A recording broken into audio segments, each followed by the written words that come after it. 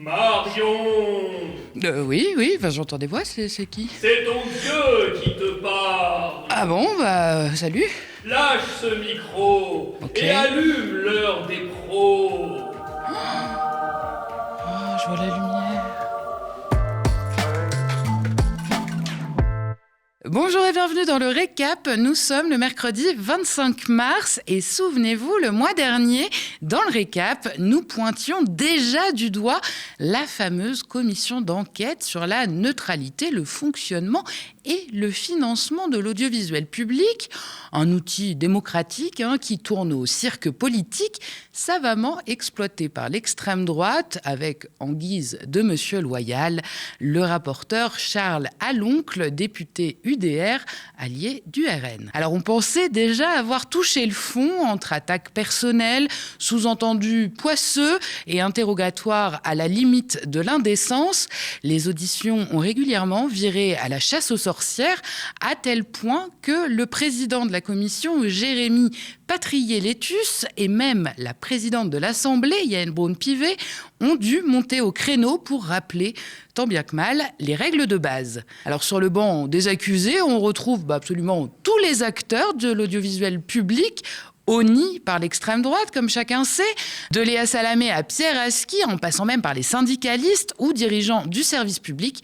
Tout le monde y passe et ont ordre de rendre des comptes, rarement sur leur travail, mais plus souvent sur leurs opinions, leur parcours, voire même leur vie privée. Alors après une parenthèse imposée par les municipales, la grotesque commission a repris ses auditions hier et le maître de piste n'a rien perdu de son sens du spectacle avec une reprise soigneusement scénarisée et calibrée pour faire du bruit. Ce retour se fait donc en grande pompe avec un invité de marque. Alors c'est un grand habitué des auditions parlementaires et la coqueluche de l'extrême droite. Un tonnerre d'applaudissements pour... Monsieur Bolloré, vous êtes un capitaine d'industrie, un industriel de premier plan et votre groupe familial, qui trouve son origine au XIXe siècle dans les papeteries de Laudette en Bretagne, est présent dans différents secteurs d'activité et dans de nombreux pays dans le monde. Alors si vous ne voyez pas le rapport entre le milliardaire breton, propriétaire de CNews, entre autres, et l'audiovisuel public, pas de panique, vous n'êtes pas seul. En fait, il n'y en a pas vraiment de lien, mais l'avantage avec Bolloré et son empire, c'est qu'on peut toujours en trouver un a posteriori et donc lui donner l'opportunité de nous abreuver un peu plus de son immense savoir. Alors attention, faut suivre. Vincent Bolloré, il est actionnaire du groupe Vivendi, spécialiste dans la production de contenu et le divertissement. Et au sein de ce groupe, on retrouve notamment l'entreprise Banijay, un poids lourd du domaine et donc l'une des principales sociétés de production avec laquelle travaille France Télévisions. On y arrive. C'est donc en tant qu'actionnaire indirect que Bolloré se retrouve là. Alors tout ça, c'est bien évidemment qu'un fumeux prétexte. Personne ne s'en cache d'ailleurs. Ni le président de la commission, Jérémy Patrier-Létus d'Horizon, ni même Vincent Bolloré lui-même. Parce que moi, sur Banijay, je dois vous dire que je ne connais absolument rien.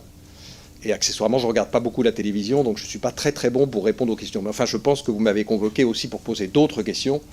Donc je pense que le fait que je ne sois pas diplômé en Banijay, vous allez trouver d'autres choses à me demander. Elle va être super utile cette intervention aux frais du contribuable, précisons-le. Surtout qu'à l'écouter, comme à chacune de ses auditions à l'Assemblée, Vincent Bolloré, c'est juste un petit papy à la retraite, tout inoffensif et uniquement porté sur les bonnes œuvres. J'ai pris ma retraite opérationnelle il y a quelques années maintenant. Je m'occupe surtout de philanthropie et de spirituel, qui est quelque chose qui m'occupe beaucoup, à mon âge, c'est normal. Mais je continue évidemment à voir les équipes et à voir un certain nombre de gens. Et puis j'ai monté avec des amis un institut qui s'appelle l'Institut de l'Espérance. Ah oui, non, Vincent Bolloré, c'est pas du tout le milliardaire d'extrême droite aux dents longues, avide de pouvoir et qui bafoue, entre autres, les droits humains en Afrique. Non, c'est juste un petit agneau de Dieu, miséricordieux et plein d'empathie. Un incompris, en somme. Sa ritournelle du bon chrétien a fini d'ailleurs par agacer certains parlementaires, dont la députée socialiste Aïda Hadizadeh, qui a fait remarquer aux milliardaires que ces médias n'ont eux aucune empathie et passent leur temps à marteler les soi-disant liens entre insécurité, immigration et islam. Mais qu'importe, hein, le papy dévot ne tangue pas d'un sou et sort la carte de l'ami musulman. J'accueille évidemment tous les émigrés. J'ai beaucoup d'amis musulmans avec qui nous prions chacun parce que nous partageons ensemble le fait que nous croyons en un Dieu. Nous ne pensons pas que nous sommes Dieu. Donc au contraire, vous ne pouvez pas dire ça. C'est inexact. Ah bah quand je vous disais que cette audition n'était qu'une vaste mascarade, hein, le cours magistral de catéchisme s'est ensuite poursuivi avec une leçon salvatrice sur le pardon et la rédemption qu'il accorde sans aucun mal à ses copains, notamment le pédocriminel et star de CNews, Jean-Marc Morandini, maintenu à l'antenne malgré sa condamnation définitive pour corruption de mineurs et harcèlement sexuel. Et la justice, qu'est-ce qu'elle a dit dans le cas de Jean-Marc Morandini? Elle a dit 2 ans de prison avec sursis. Sursis, ça veut dire deuxième chance. Ça veut dire, tant que vous ne faites rien, vous ne ferez pas de la prison. Si vous recommencez, vous irez en prison. Mais la justice est passée. Et puis après, il y a une deuxième vertu qui s'affronte, c'est le pardon. Voilà. Est-ce qu'on pardonne aux gens qui ont fait des choses? Ça, c'est un vaste sujet, et autant c'est facile de pardonner aux gens qui sont très lointains et ça vous est égal, autant le pardon, quand c'est un préjudice qui vous concerne, c'est presque insupportable. Voilà. Mais je vous l'ai dit tout à l'heure, donc je suis chrétien, nous sommes 2 milliards, et je récite tous les jours le Notre Père, dans lequel je dis Notre Père qui est aux cieux, pardonnez-nous nos offenses comme nous pardonnons les offenses. Voilà. Donc je pardonne. Quelle grandeur d'âme. Oh bah c'est quand même vraiment dommage que tout le monde ne soit pas logé à la même enseigne, notamment sur CNews, hein, qui fait son beurre en agitant la peur et en instrumentalisant le moindre fait divers pour cultiver, entre autres, la xénophobie dans ce pays. Hein, dans ces cas-là, pardon et justice n'ont soudainement plus droit de citer. Mais ça doit juste être parce que le gentil Bolloré n'intervient en aucun cas dans la ligne éditoriale de ces médias. Vous le savez parce qu'il le répète sans relâche à chaque audition, sans jamais se lasser, quitte à tomber dans le parjure. C'est d'ailleurs ce qui est arrivé en 2024, comme l'a rappelé la députée insoumise Nadège Abomangoli hier. Les grandes promesses de Bolloré avaient été soufflées par un de ses alliés, Philippe de Villiers, qui révélait dans son bouquin Populicide comment le patron de Canal+ était allé le chercher pour lui offrir une émission sur CNews. Pour quelqu'un qui s'implique pas, il s'implique quand même un peu, le Big Boss. Alors pour arranger le coup, Vincent Bolloré il a légèrement changé l'histoire hier lors de l'audition. Finalement, il n'est pas vraiment allé le chercher, Philippe de Villiers, mais les 2 vieux copains, ils se sont juste croisés au Puy du Fou. Heureux hasard, vous en conviendrez. Et puis au fil d'un échange délicieux, le Breton a suggéré tout au plus aux Vendéens « Tu devrais venir raconter des émissions d'histoire à la télé ». Ça tombe quand même bien que le premier soit justement à la tête d'un empire médiatique et qu'il puisse simplement huiler les rouages. Mais rien à voir, rien du tout, avec une quelconque ingérence, c'est juré. Puis en plus, vous le savez, CNews et tout le reste des médias Bolloré, c'est un petit paradis de pluralisme, une joyeuse enclave de liberté, un monde béni où tous ont la parole. En ce qui concerne CNews ou JDD dont vous parlez, c'est vrai que comme ce sont des espaces de liberté, nous avons des talents qui sont extraordinairement indépendants. Pascal Praud, il aime la France et les Français. Bon, il est né à Nantes, en tout cas il est intéressé par Nantes, qui était la ville de ma grand-mère. Et voilà, il aime la France, il se balade partout, et donc il donne son avis. Alors après, ça plaît pas, c'est comme ça. Voilà, mais enfin, visiblement, ça plaît à beaucoup de monde, puisque c'est lui qui fait des records d'audience. Mais je crois que ce n'est pas le sujet. Il n'est pas contre l'audiovisuel public, il est contre les dépenses. Et je pense que c'est arrivé à un moment où il y avait une séquence budget de la France, où tout le monde disait, chez les politiques, ça va très mal, c'est épouvantable, la retraite, il faut faire des efforts épouvantables. Et il avait le sentiment qu'il n'y avait pas ces efforts qui étaient faits en face. Voilà. Et donc, comme je n'interviens pas, je ne vais pas aller dire quoi que ce soit à Pascal Praud qui dit ce qu'il pense. Mais il n'y a pas que Pascal Praud, ils sont tous indépendants. Et je pense que c'est bien d'avoir un petit espace de liberté, Même si ça plaît pas, c'est bien. Bah oui, papy, c'est super les petits espaces de liberté. Hein. Bah, le seul truc, c'est quand même qu'il faut respecter la loi. Hein. C'est le petit hic. Bon, au milieu de tous ces balivernes, vous noterez qu'on touche du doigt pour une fois le sujet de cette commission d'enquête, à savoir l'audiovisuel public, contre lequel, par un énième hasard, tous les médias bollorés sont entrés en guerre depuis quelques mois.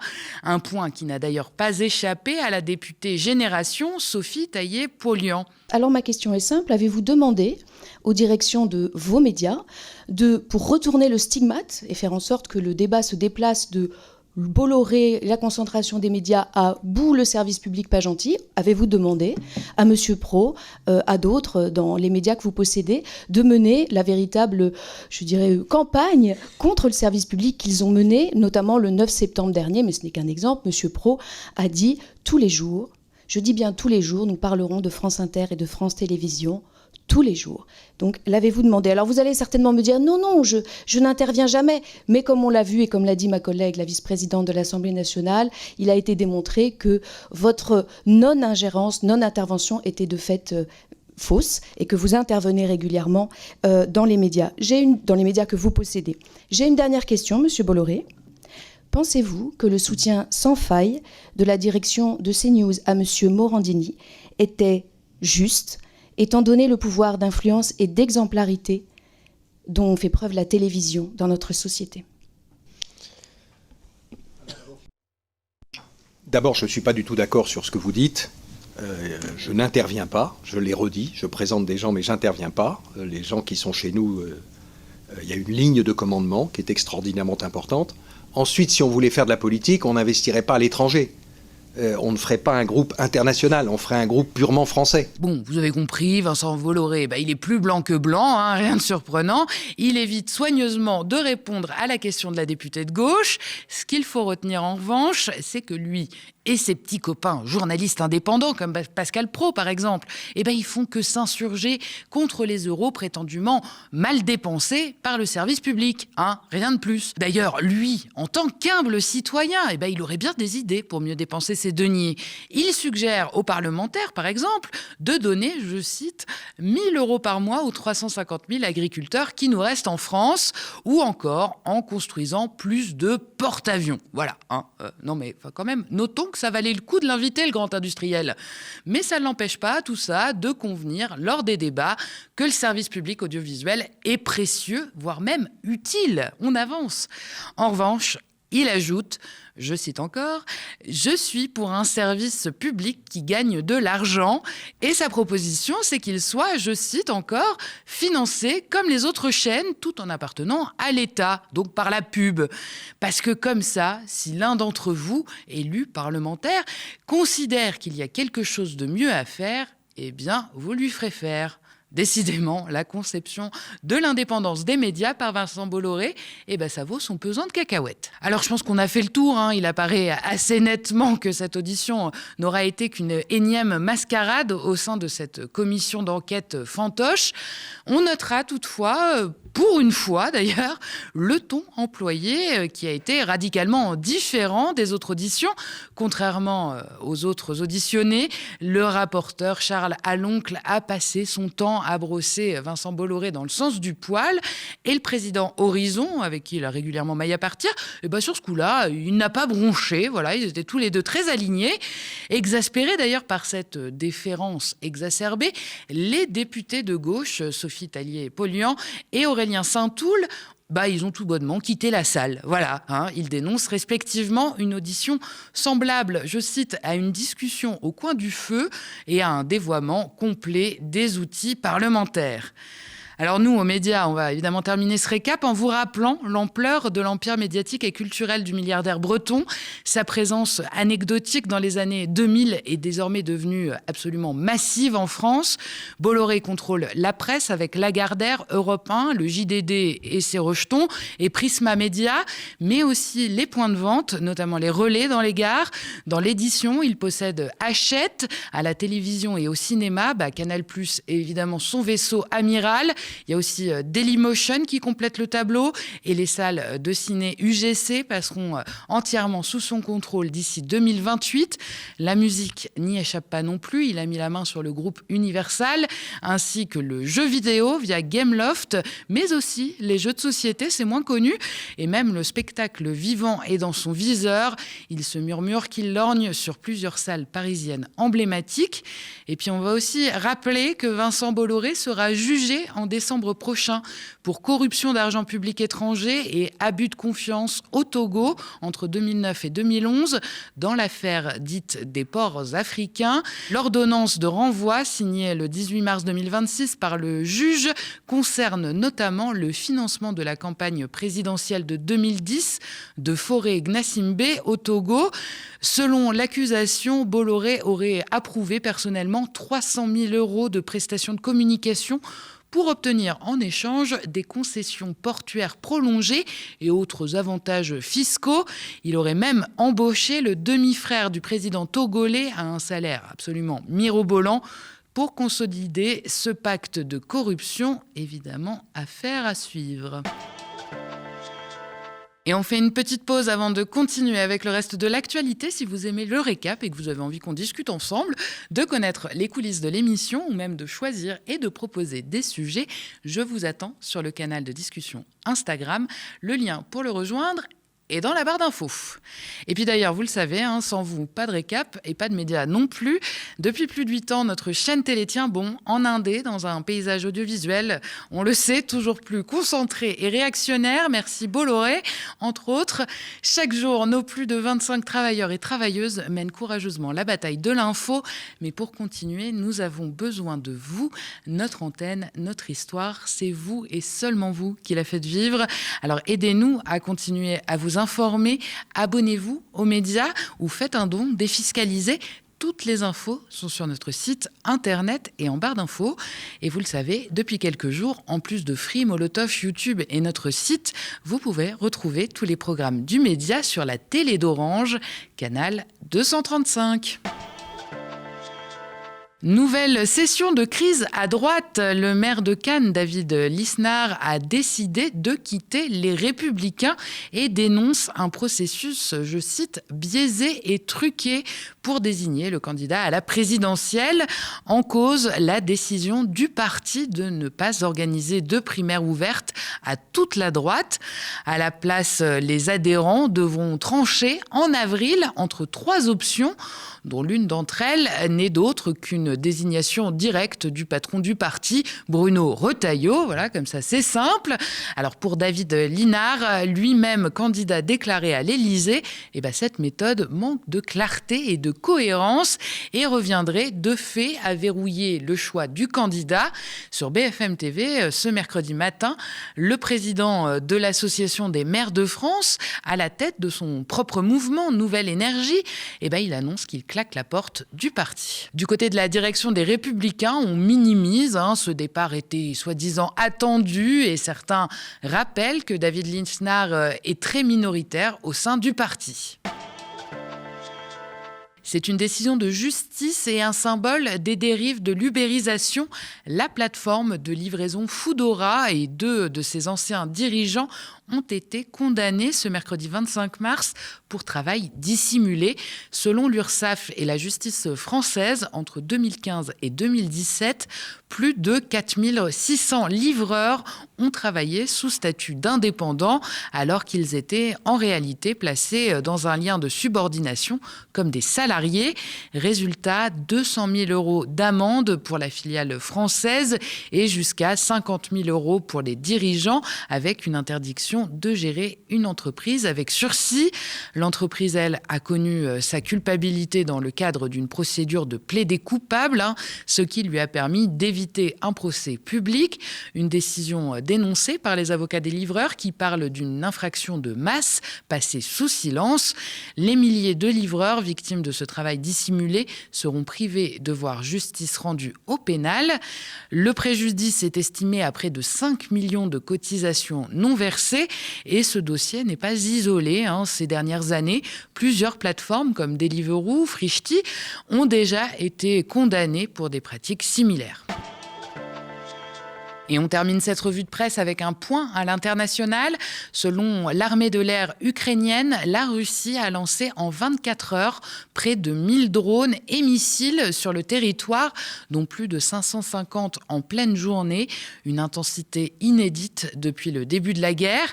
Ces frappes massives ont touché au moins une dizaine de régions jusqu'à l'ouest du pays, loin du front donc.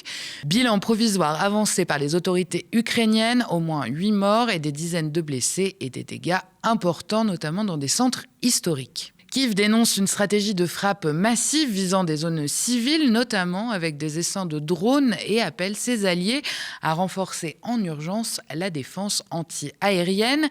En face, Moscou affirme avoir ciblé, quant à elle, des infrastructures militaires. Dans le même temps, la guerre des drones s'intensifie aussi côté ukrainien. La Russie affirme avoir abattu près de 400 drones lancés par Kiev sur son territoire. Merci d'avoir regardé cette nouvelle édition du Récap. N'hésitez pas à nous laisser vos impressions en commentaire si vous nous regardez sur YouTube ou via email si vous nous regardez à la télé. Pour nous soutenir, n'oubliez pas de vous abonner aux médias ou de faire un don défiscalisable via notre site internet. Et vous pouvez aussi, et ça ne coûte rien, parler de nous autour de vous et nous suivre et nous partager sur les réseaux sociaux. Ça fait beaucoup.